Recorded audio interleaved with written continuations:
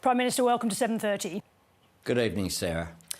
Governments learnt stark lessons from previous disasters, including Lismore in 2022. Have you done everything you can to prepare communities for the impact of the cyclone? We certainly have, and it's been seamlessly worked through with three levels of government, Queensland, New South Wales, working with the Commonwealth, but also working with local government. The other thing that's very clear, unfortunately, is that people in South East Queensland and Northern New South Wales have experience with natural disasters as well. And so people are following the advice of the SES, of police and emergency services, of the ADF personnel if they knock on the door. And that, of course, is a key to ensuring that the area is as prepared as it could possibly be. Now, as Prime Minister, you've deployed more ADF personnel. The Defence Review said the ADF should only be deployed in extreme circumstances. Are these extreme circumstances? They certainly are very serious circumstances, Sarah.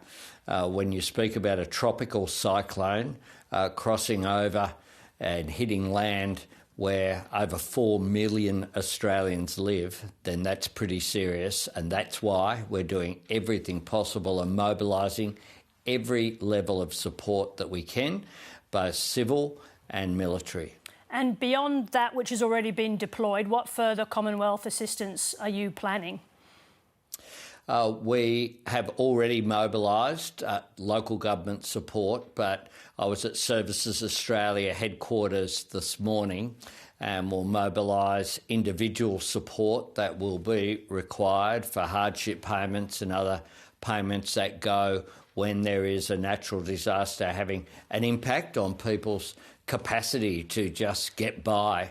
And that will be triggered at an appropriate time. We also are reaching out through the National Coordination Mechanism to ensure that the private sector is also mobilised. So that's meeting daily with supermarkets, with insurance companies, with telcos across the board to make sure that everything is being done that is possible to provide assistance to people.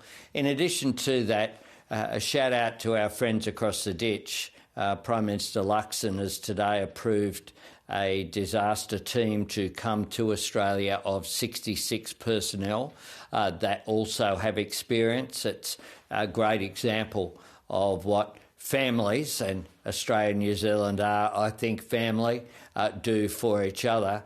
But there are also incredible stories about not just families helping each other and neighbours helping each other, but of course people reaching out for people who they don't know, strangers, and showing once again that at the worst of times we do see the best of the Australian character. Now, a federal parliamentary inquiry into flood insurance that reported in October last year found that companies had failed too many people. What specifically do you expect insurance companies to do this time? I absolutely expect them to fulfil their social licence, which is to make payments to eligible people expeditiously. People expect insurance companies to do the right thing, and we will certainly be holding them to account. They've been a part of the national coordination meetings that are taking place, so we expect them to do the right thing, which is what Australians would expect of them as well. What kind of measures could you take if an insurance company breaches its social licence? Well, we want them to do the right thing. That's the point here, Sarah. I won't go into hypotheticals. What we want them to do is to do the right thing, and therefore those questions become not relevant. Has the cyclone, Prime Minister, caused you to categorically rule out calling an election on Sunday or Monday?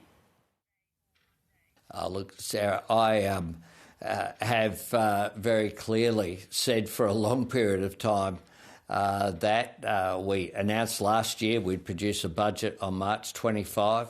That certainly is my clear intention and has been. That's the work that we've done preparing, leading up to this week's events, certainly that work had all been done, and I can clearly say that my focus is certainly not on votes, it's on people and it's on Australians at this difficult time, and I won't be doing anything to distract from that. Well, why can't you simply declare that you won't be calling an election while the cyclone unfolds? I think I just did, Sarah, as I've done every day when I've been asked. It is our intention to serve full term. I've made that very clear, Sarah, repeatedly. And I read various commentary. I don't know where that comes from, but it's always been our intention to serve a full term. And certainly my sole focus is not calling an election. My sole focus is on the needs of Australians. That is my concern at this difficult time. Just to avoid any confusion, you are categorically ruling out an election being called Sunday or Monday? Well, that's correct, Sarah. I have no intention of doing anything that distracts from what we need to do.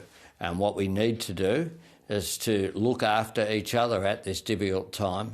This is not a time for looking at politics. And one of the things that's working very effectively, Sarah, can I say this, is that David Crisafulli's government, the government of Chris Minns and mine, there's no party politics involved, nor is there with any of the local governments involved as well.